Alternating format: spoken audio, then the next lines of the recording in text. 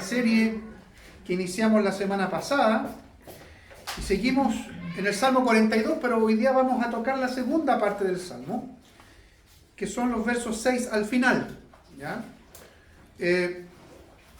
La mayoría de ustedes sabe, porque semana a semana, es raro el domingo que olvide aquello, se está compartiendo a través de las redes sociales el sermón dominical.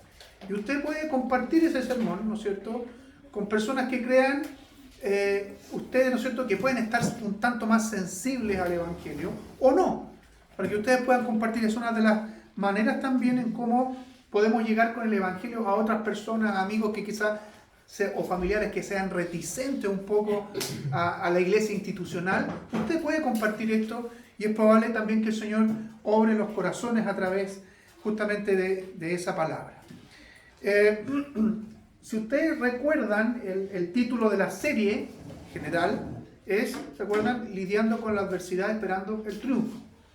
Y todos estos mensajes que van a estar basados en el libro segundo de los Salmos, van a ser entre los Salmos 42 al 49, como trasfondo tiene esta temática de la adversidad que enfrenta el mundo en general, particularmente los cristianos, y cómo podemos vivir en esperanza, justamente esperando la restauración de todas las cosas. Ahora, en el intertanto, ¿cómo lidiamos con eso? Esa es la idea de lo que de alguna manera el Señor nos va a ir mostrando en estos salmos. Entonces voy a leer, para que después podamos orar al Señor, los versos 6 al 11 del Salmo 42.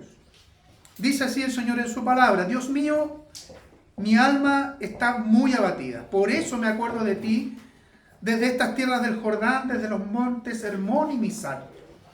Un abismo llama a otro abismo y resuena la voz de tus cascadas. Todas tus ondas y tus olas pasan sobre mí, pero tú, Señor, durante el día me enviarás tu gran misericordia, y por la noche tu cántico estará conmigo, con mi oración a ti, Dios de mi vida. Dios mío y roca mía, yo te pregunto, ¿por qué te has olvidado de mí? ¿Por qué debo andar acongojado y sufrir por la opresión del enemigo? Siento un dolor mortal en los huesos cuando mis enemigos me afrentan, cuando a todas horas me preguntan, ¿dónde está tu Dios? ¿Por qué te desanimas, alma mía? ¿Por qué te inquietas dentro de mí? Espera en Dios, porque aún debo alabarlo. Él es mi Dios, Él es mi Salvador. Tengamos una palabra de oración. Señor, agradecemos y te alabamos una vez más, porque creemos, Señor, que tú te revelas a nosotros a través de tu santa y bendita palabra. Rogamos, por tanto, que tu Santo Espíritu sea el que nos auxilie, el que nos ayude a todos, a mí en lo particular, a poder predicar de manera fiel tu palabra, y a todos nosotros, no solamente escucharla con atención, sino que a poder digerirla y a poder ponerla en práctica en nuestra vida. Que esto sea, Señor, un anhelo también de nuestro corazón, un anhelo, Señor, profundo de, como decía el salmista la semana pasada, tener sed de ti. Y a través, Señor, de tu palabra tú puedas apagar esa sed y saciarla constantemente. Necesitamos de ti, Señor. Ayúdanos en este empeño, ayúdanos, Señor, también en esta necesidad. Oramos en el nombre de Cristo Jesús, nuestro Señor y Salvador. Amén. Amén. Quiero recordar a grandes rasgos el mensaje de la semana pasada, esta primera parte del Salmo 42. Si ustedes algo recuerdan, espero que recuerden algo. El día viernes en el grupo pequeño, algunos decían, sí, algo me acuerdo que el sermón estuvo interesante, otros tiraron flores al predicador, pero bueno, espero que se haya recordado algo, que ustedes junto conmigo ahora podamos recordar algo. Si ustedes repasan allí rápidamente con la mirada, ¿no es cierto?, en sus Biblias, recordarán que la congoja, el sufrimiento era evidente en el salmista, o son evidentes en el salmista, ¿sí? Si bien este salmista tenía añoranza o extrañaba sus labores como cantor en el templo, su principal necesidad, la hacía mención recién en la oración, no era volver a esa querida tierra, no era volver al trabajo que él tenía, sino más bien ser saciado por Dios mismo.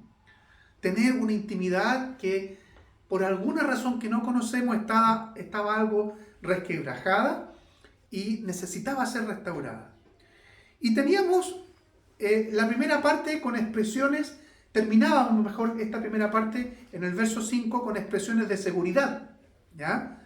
Debido a una fe que, si bien podía la relación estar algo resquebrajada, la fe se mantenía viva, podía estar debilitada, pero nunca esta fe había sido vencida. Había expresiones de alabanza ahí en el verso 5, ¿no es cierto? Expresiones de gratitud a quien era el verdadero sustento de este hombre, y este verdadero sustento era su Dios y era su Salvador. Entonces, hasta aquí podemos pensar que el asunto en la vida de este hombre ya está zanjado, ¿ya? Está finiquitado, porque termina esta primera parte del Salmo, como yo les decía, con expresiones de una fe que en todas las pruebas, en todas las adversidades se mantenía firme, se mantenía viva. El final de la historia, podríamos decir, hasta aquí era un final feliz. Sin embargo, el Salmo nos evidencia que no es así. Como veremos, las luchas con la pena, las luchas con las amarguras, con incertidumbres, y luego al final otra vez un rebrote de esperanza, es la constante en la vida de este hombre. Si nos vimos reflejados en el mensaje anterior, en el mensaje primero de la semana pasada, en esta segunda parte y final, yo creo que va a ser de la misma manera, ya que esta montaña rusa, llamémosle así, ¿no es cierto?, esta montaña rusa de sentimiento, de vivencia, es algo que los seres humanos, particularmente quienes somos hijos del Señor, experimentamos en nuestro diario vivir. Yo creo que estamos de acuerdo con eso, ¿no es cierto? Una montaña rusa tiene esas características, sube y después baja, ¿ya? Como se titula la serie de mensajes, estamos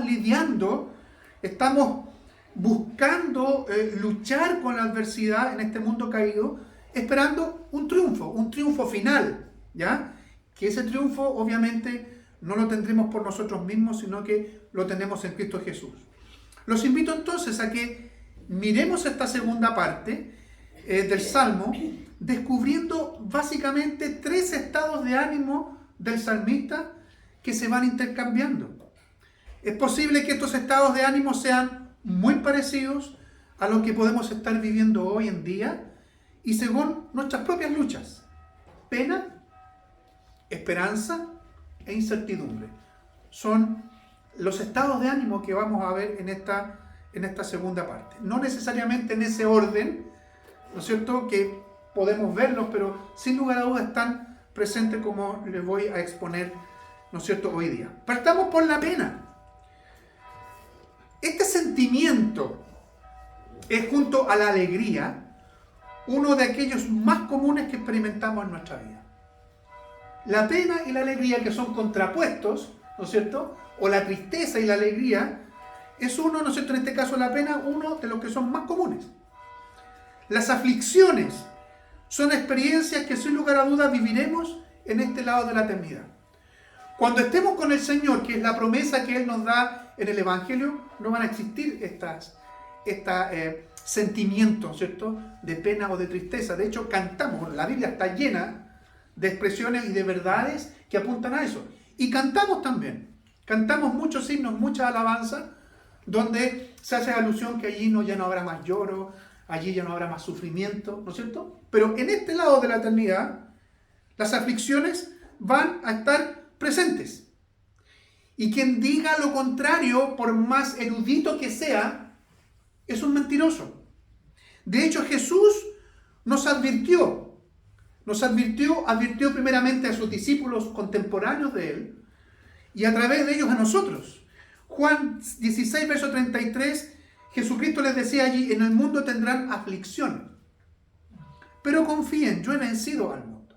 O sea, está demasiado claro que en este mundo caído la constante o una de las constantes que va a sufrir. No dice tendrán un poco de aflicción o tendrán parte de su vida con aflicciones, sino que en el mundo tendrán aflicción. Qué importante entonces, qué significativo debe ser para nosotros hoy saber que Jesús no dice o no dijo en el mundo tendrán alegría, en el mundo tendrán gozo, sino más bien tendrán aflicción.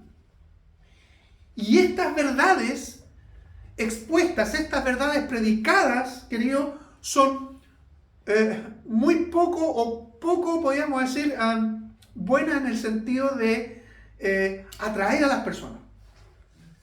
¿No es cierto? Atraer a las personas. Yo creo que a ninguno de nosotros se nos ocurriría hablar de buenas a primeras, por ejemplo, con las personas que estaban ahí compartiendo un té con nosotros, un café.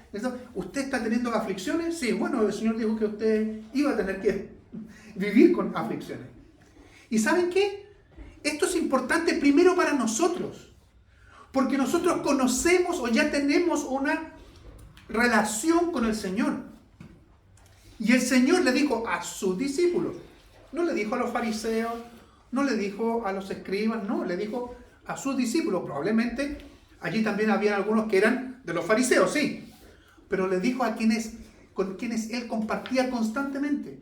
Y esto viene para nosotros hoy. Ya estamos de alguna manera aplicando parte del mensaje de hoy en esto.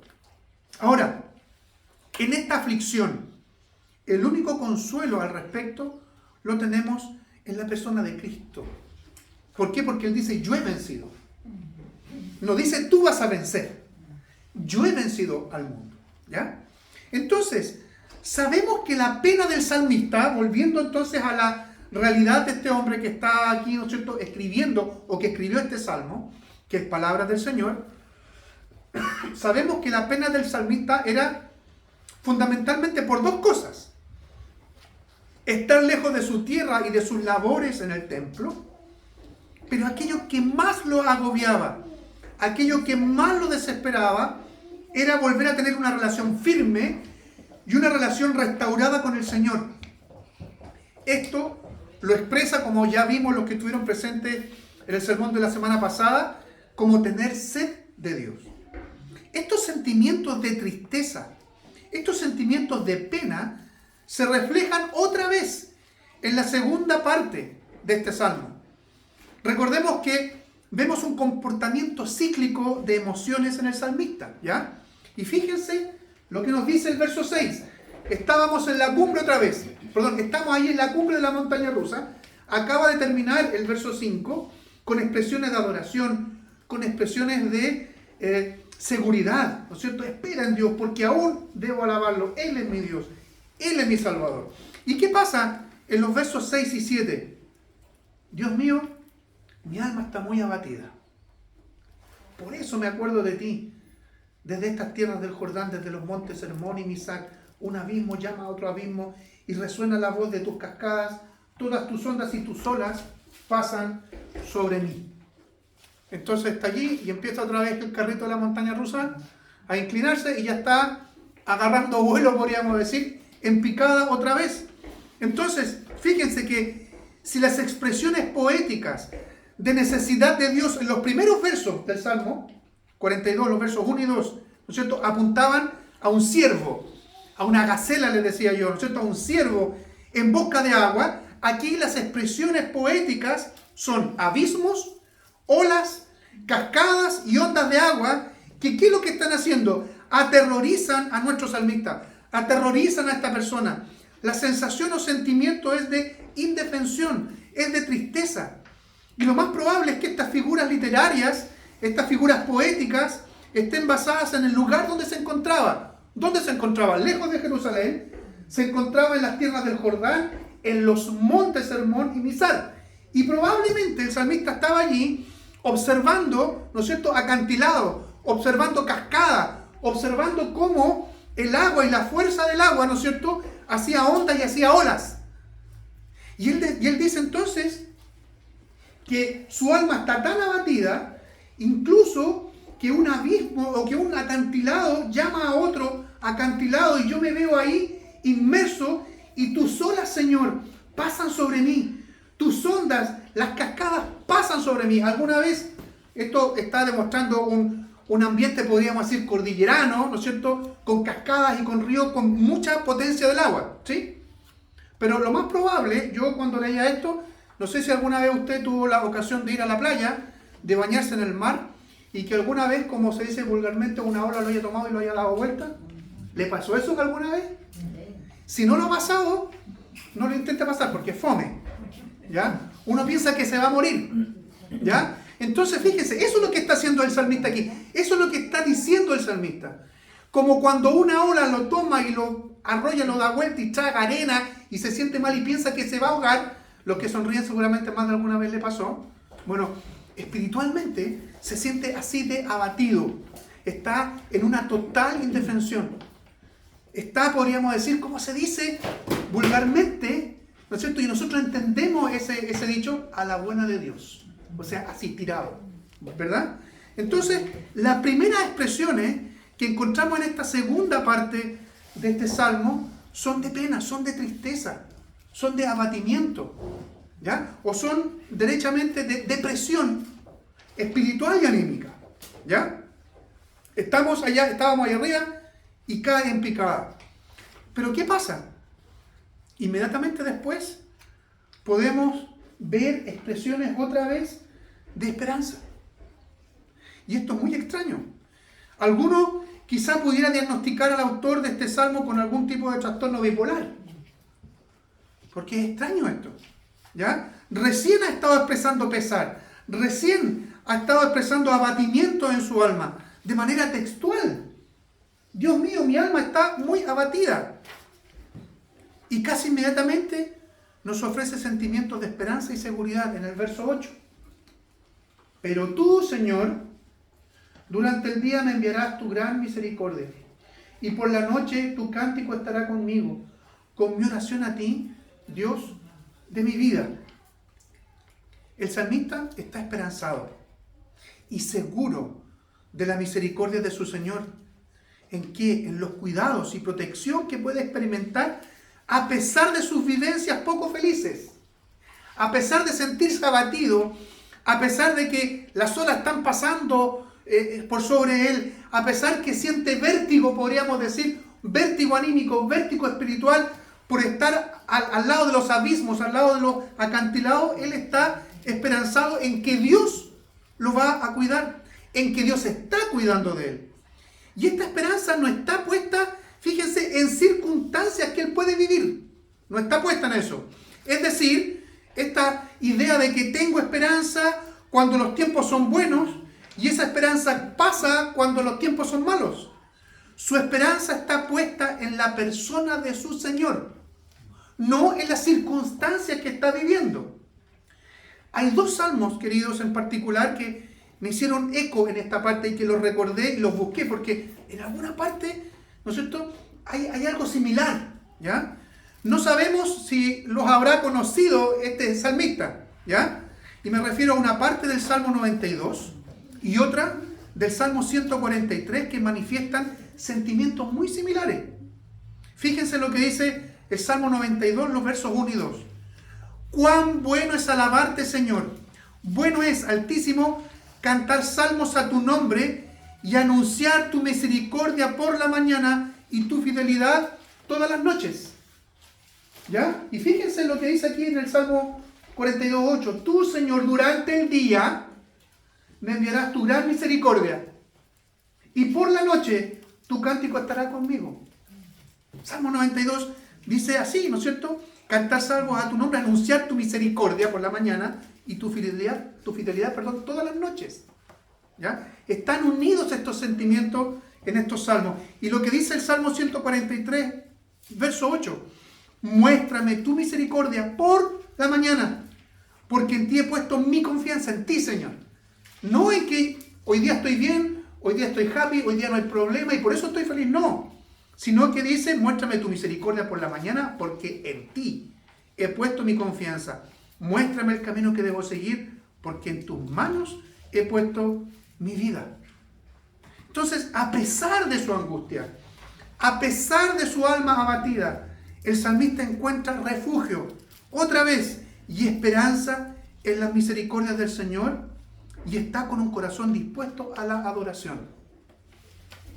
Estaba ahí arriba, cae y comienza a subir otra vez porque hay esperanza, ¿sí? Pero, ¿qué pasa después? ¿Cómo sigue el Salmo después? Hay otra vez expresiones de incertidumbre. Ahora, no de pena, pero de incertidumbre. Es decir, ¿esto es o no es? ¿Lo que estoy viviendo es real o no, o serán cosas mías? Lo del diagnóstico que decía antes de trastorno bipolar vuelve a aparecer otra vez en el verso 9. ¿No es cierto? Quizás esto sería un típico paciente de nuestro hermano Hernán, ¿no es cierto? Nuestro hermano Hernán Rodríguez. ¿Ah? Y dice el verso 9, Dios mío y roca mía, yo te pregunto, ¿por qué te has olvidado de mí? ¿Por qué te has olvidado de mí? O sea, incertidumbre. ¿Por qué debo andar acongojado y sufrir por la opresión del enemigo? Estábamos comentando cómo el salmista está expresando que está esperanzado en quién es su Señor, en quién es su Salvador, pero ahora sus sentimientos son de inseguridad. Derechamente, lo que está sucediendo aquí, lo que está expresando, es que está cuestionando a Dios porque se siente abandonado. Está cuestionando al Señor, o sea, cuestionar es hacer preguntas. Y le hace preguntas a Dios. Para el salmista, Dios se ha olvidado de él. Y por eso, o es la razón, porque tú te olvidaste de mí, Señor, estoy viviendo acongojado y oprimido por mis enemigos. Este hijo de Coré necesitaba, ¿no es cierto?, urgente una hora con el psiquiatra, no existía en ese tiempo. ¿Ya? Es más, seguro, producto de esto, los sentimientos de pena o de tristeza vuelven a aparecer. Y vuelven a aparecer otra vez en el verso 10. Fíjense, incertidumbre, ¿no es cierto? Hay incertidumbre y vuelven a aparecer los sentimientos de tristeza. Siento un dolor mortal en los huesos cuando mis enemigos me afrentan, cuando a todas horas me preguntan, ¿dónde está tu Dios? Aquí hay aspectos, expresiones derechamente depresivas.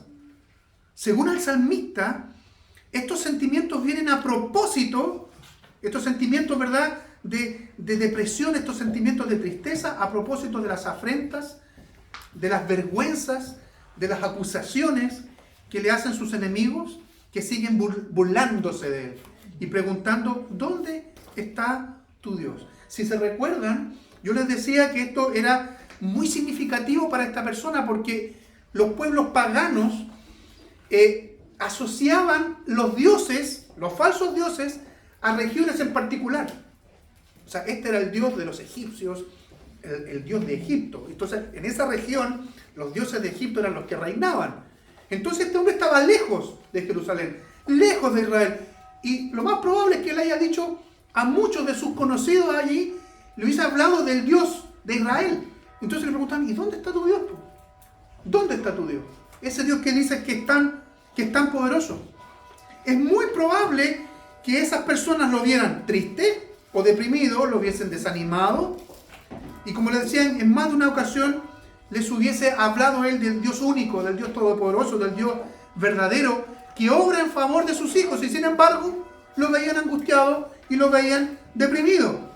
Tanto así que podemos descubrir allí en el Salmo, ¿no es cierto?, que estaba experimentando lo que en la jerga médica se llama somatizar. ¿Han escuchado eso ustedes? Sí. Somatizar. La palabra soma deriva, ¿no es cierto?, no me acuerdo si del latín o del griego, pero soma significa cuerpo. Es decir, estaba somatizando cuestiones que un problema anímico, digamos, un problema psicológico, se transforma en una enfermedad o problema físico. Eso es somatizar.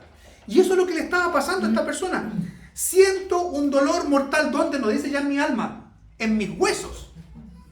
Y yo me preguntaba acá y le decía a Marta cuando meditaba en esto y estaba armando el sermón, esto suena a fibromialgia. Díganme si no. Ese dolor mortal en los huesos. Este hombre tenía fibromialgia y nadie se lo dijo. El pobre necesitaba ayuda. Estaba experimentando esto, que su problema anímico se estaba transformando también en un dolor físico. Aquí tenemos entonces a nuestro salmista totalmente abatido. Pero queda la última parte del Salmo, otra vez, el último verso, que repite exactamente las mismas palabras del verso 5. Fíjense, hemos tenido pena en esta segunda parte. Hemos tenido, ¿no es cierto?, esperanza, después incertidumbre, después pena otra vez. Y termina el Salmo, como les decía, con las mismas palabras del verso 5, otra vez denotando esperanza. Volvemos a escuchar expresiones que abrigan seguridad, que abrigan o que son de adoración. Como les comentaba el pasado domingo, estamos frente a un tipo de autoexhortación con un par de preguntas retóricas. ¿Qué significan las palabras pregunta, en este caso retórica? Aquellas que se hacen sin esperar respuestas. ¿Por qué? Porque ya están implícitas la respuesta en el mismo contexto, ¿ya? O sea, las preguntas acá, ¿no es cierto? ¿Por qué te desanimas, alma mía? ¿Por qué te inquietas dentro de mí? Esas son las preguntas retóricas. Es decir, ¿por qué te desanimas, alma mía? No tienes por qué desanimarte. Esa es la respuesta. ¿Por qué te inquietas dentro de mí? No tienes por qué inquietarte. No da la respuesta, pero la respuesta está implícita. No sé si se dan cuenta, ¿no es cierto? Entonces, fíjense, termina este salmo con estas expresiones. Ya les expliqué cómo las emociones y vivencias del salmista presentan cierto comportamiento cíclico de tristeza, esperanza, incertidumbre, para volver nuevamente a la esperanza. De alguna manera, ya podemos entender que al final de este salmo nos encontramos otra vez en la cumbre de la montaña rusa de estas emociones o de estas vivencias. Ahora, al final, está con toda su esperanza puesta en el Señor y el Dios Todopoderoso. Sin embargo, este salmo deja un final total, este poema, esta canción, un final totalmente abierto, ya que podemos suponer que en algún momento este hombre volverá a experimentar sensaciones o sentimientos que la van a poner triste, ya que, como meditábamos casi al inicio y según las palabras de Jesús, en el mundo tendrán aflicción. Hermanos, ¿cómo podemos aplicar esto? ¿Cómo podemos aplicar, volviendo otra vez a tomar el salmo completo y particularmente estos últimos versos o la segunda mitad de este salmo? Ninguno de nosotros, ninguno, es distinto a este salmista. Si hay algo en este salmo que podemos aprender o que el Señor nos está enseñando o nos está revelando por su palabra, es que vivimos en un mundo caído. Y aquí experimentaremos distintos tipos de aflicción o de aflicciones. Es demasiado probable que ustedes o yo estemos viviendo hoy mismo aflicciones y que, al igual que el salmista, incluso esas cuestiones de tipo anímico o de tipo psicológico, las estemos somatizando. Estén pasando a formar parte también de un problema físico. Hermanos, los cristianos no estamos exentos de sufrir estos tipos de enfermedades. Estos tipos de enfermedades que estoy diciendo que son de origen anímico o psicológico y después pasan a ser parte de problemas físicos. Levanten la mano cuántos tienen problemas con el colon irritable. ¿Ven? Es verdad. ¿Cuántos tienen quizás sufrimiento a propósito de fibromialgia? Problemas de asma, que se intensifican con estos estados de ánimo deprimidos o por el estrés. La respuesta, ¿no es cierto?, está a la vista.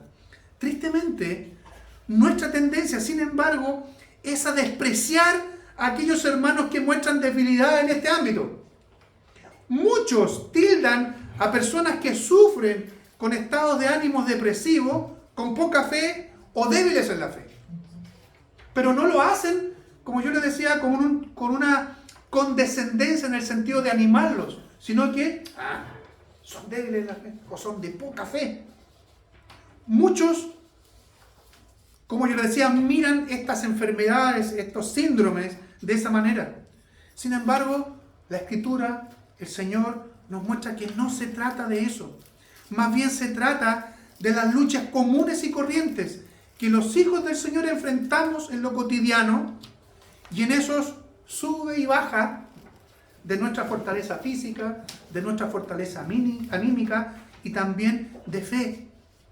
Pero lo que debemos hacer, según la palabra del Señor, es acudir a la única fuente de fortaleza que tenemos de manera segura a Cristo el Señor. Es lo que el salmista decía: Señor, tengo sed de ti. Pero debemos ser muy cautos también. ¿En qué sentido? En no vivir de manera quejumbrosa, que eso es otra cosa. Sí, es cierto que muchas veces miramos con desdén a los hermanos que están pasando, que sufren de enfermedades depresivas, pero insisto, debemos ser cautos en no vivir de manera quejumbrosa. Este estilo de vida, el estilo de vida que siempre esa persona siempre está mal, no hay adoración, no hay gratitud al Señor, eso es vivir de manera quejumbrosa. Ese estilo de vida no honra al Señor. El que las quejas sean una constante, sí debiera preocuparnos, si es que eso lo descubrimos en nosotros o en algún hermano. Nos damos cuenta en el Salmo que este hombre no vivía quejándose solamente, sino que en su vida, a pesar de su depresión, a pesar de su posible fibromialgia, a pesar de eso, había siempre en su vida expresiones de adoración y de gratitud al Señor. La idea, entonces, no es culparnos o apuntar con el dedo a alguno que puede estar viviendo de esta manera. Todo está mal, nada es bueno, no puedo ver la misericordia de Dios cada día, ¿no es cierto? Como quisieran algunos, ¿no es cierto?, que así fuera. Esto, de manera segura, es una manera pecaminosa, el ser quejumbrosos. Es una manera pecaminosa de enfrentar el día a día, que dista mucho de lo que el Señor nos habló por medio de este salmo. Si el Señor nos muestra todos los días su misericordia, tenemos motivos más que suficientes para estar siempre gozosos. Alguien podrá decir: chuta, aquí hay un extremo, ¿no es cierto?, en la Escritura. Estén siempre gozosos. ¿No es cierto? Ahí en Primera de Tesalonicenses capítulo 5. Estén siempre gozosos. Pero no dice solamente eso. Estén siempre gozosos, oren sin cesar. Den gracias a Dios en todo, porque esta es su voluntad para ustedes en Cristo Jesús. Eso es total y absolutamente compatible con este salmo. Por último, y para que de manera intencional pueda quedarnos un gusto no solo amargo, porque el Señor sí muchas veces quiere que nosotros, en el buen sentido, nos amarguemos, que podamos probar que somos débiles. Pero también el Señor nos dice que la palabra es dulce también, ¿no es cierto? Los mandamientos del Señor son más dulces que la miel.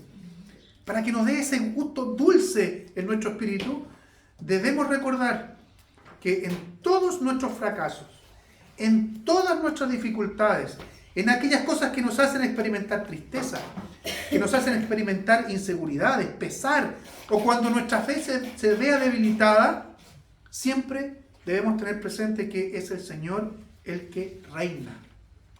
Es Él hoy y siempre el soberano.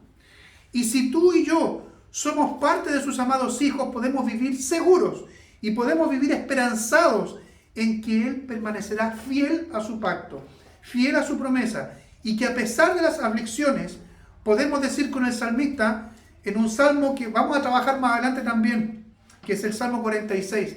Y fíjense lo que dice acá: Dios es nuestro amparo y nuestra fortaleza. Es nuestro pronto auxilio en todos los problemas. Por eso no tenemos ningún temor. No tenemos ningún temor. El temor no debemos temer. ¿Por qué? No porque yo soy fuerte, sino porque el Señor es mi amparo. No tenemos ningún temor. Y fíjense lo que dice después: aunque la tierra se estremezca y los montes se hundan en el fondo del mar, aunque, otra vez esta expresión, aunque sus aguas bramen y se agiten y los montes tiemblen ante su furia, viene con una expresión aquí de exclamación: con nosotros está el Señor de los ejércitos.